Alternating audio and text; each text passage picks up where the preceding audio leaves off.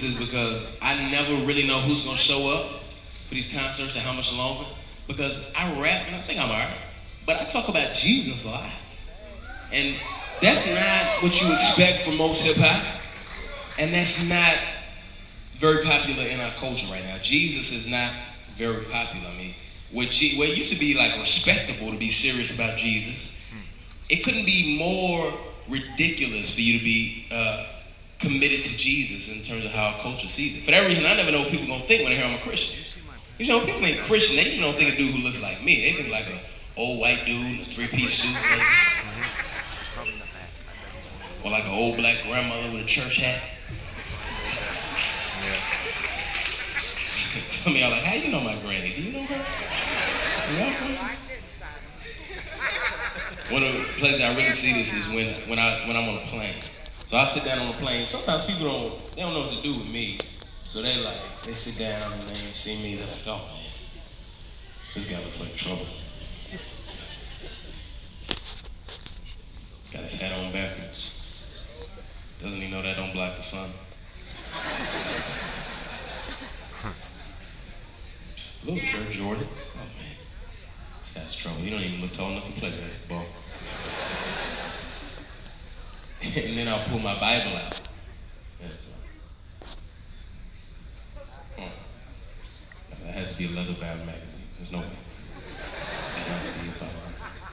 The one dude said it to me. He was like, I'm gonna be honest with you. He sat down and thought you were gonna be trouble. But then when you pulled your Bible out, I thought, whoa, that was unexpected. And then we had this long conversation. Like, why would you do that? And I was reading Romans 4. We actually had this long conversation over the whole plane ride about what I was reading in Romans 4. Plane's a good place to talk to people because they can't go nowhere. But he was glad to talk. And we had a long conversation.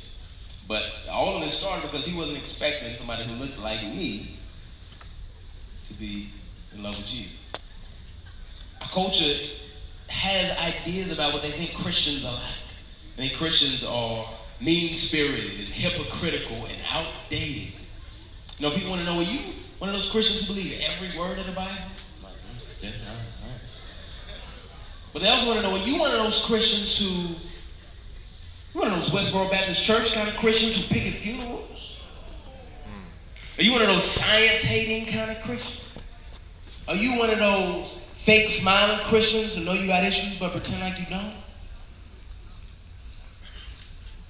The main picture people have of Christians is that we are hypocritical, that we got our nose in the air and our fingers pointed at everybody else. That we can't see our own issues, but we see everybody else's issues really clearly. And that makes me sad because the gospel message is the only message in the world that to accept the very nature of it is saying, I know I'm not perfect. I know I have issues.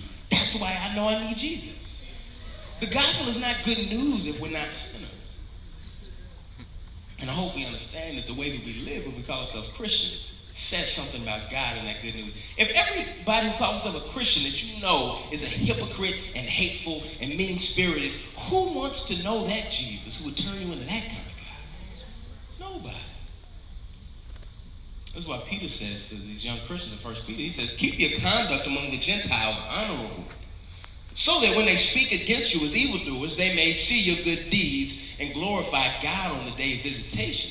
Peter is saying, look, live in such a good, honorable way that when they talk bad about you and call you evildoers, that they'll be forced to look at your life and see that, well, actually, it looks like God has done an incredible work there, and they'll be forced to glorify God. He's not saying people ain't going to talk bad about you. He's saying live such a good life that when they do, they don't have nothing to point to. All they see is good things. Peter's saying that your personal life, if you're a Christian, has to do with more than just you and your personal life. It has to do with the glory of God and the souls of other people. That we have to live in such a way that shows people how great the God who saved us is. And he is a great God.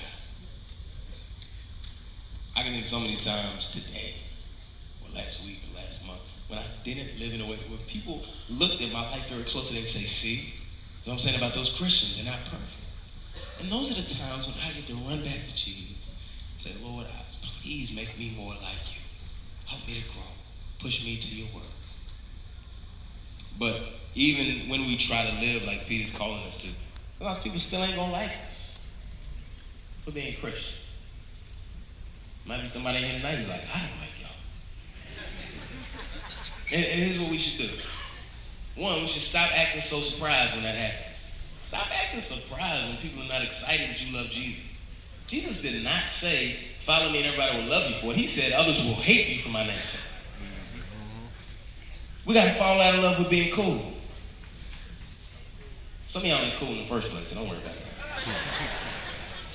But cool is not, it cannot be the end goal. We cannot build our lives around what's going to make you think we're cool. Like, some of y'all may be cool now, you can be cool for like 2 more years and it's a wrap. Cool doesn't last that long. It's fickle. Like, it doesn't matter. And if we're so overly concerned with that, let me tell you, loving Jesus is not cool in our culture. And if cool is your main goal, then you're going to end up forsaking Jesus for the sake of that. The only difference is Jesus lasts eternally and cool lasts for a few years. And on that, we got to be compassionate, not combative.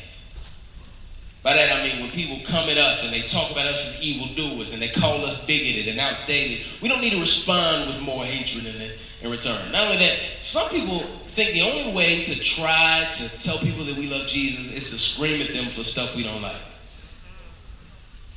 Let me tell you, the Lord Jesus has called us to be compassionate, to love people, not to fight them. Loving them doesn't always mean the same nice, fluffy things, but it's called us to love them, not to fight them. One way we've already talked about tonight that we can be compassionate is Food for the Hungry. Food for the Hungry is an organization I really believe in. That's why I have mine on this tour. My man Jared in the back. The reason I have them out on this tour is because they go to the hardest places, the most needy places, and they help meet the needs of folks. So that folks like us can partner with them and meet the needs of people who with no other way would not be able to have the food and the basic things that they need. And what better way to show the compassion of our God than to imitate him in the way that he sent his son Jesus. And we couldn't do anything for him just to love us and to meet our needs. What greater way to show the compassion of Jesus than to do that for others? So I'd encourage you to go see my man Jared and his table of Food for the Hungry after the show. Also want to encourage you to stand firm. Don't let people push you away from Jesus. I want to encourage you to tell other people about Jesus when they're like, man, why are you so weird and strange? Be like, well, part of it's my personality, but the other part is Jesus has worked in my life. Our lives are here not just for us, but to point to God. And we got to point up. We got to point up. Let me tell you, I want to tell you a story about a friend of mine named Marlene, and then we'll close out the night with some more songs. Is that cool?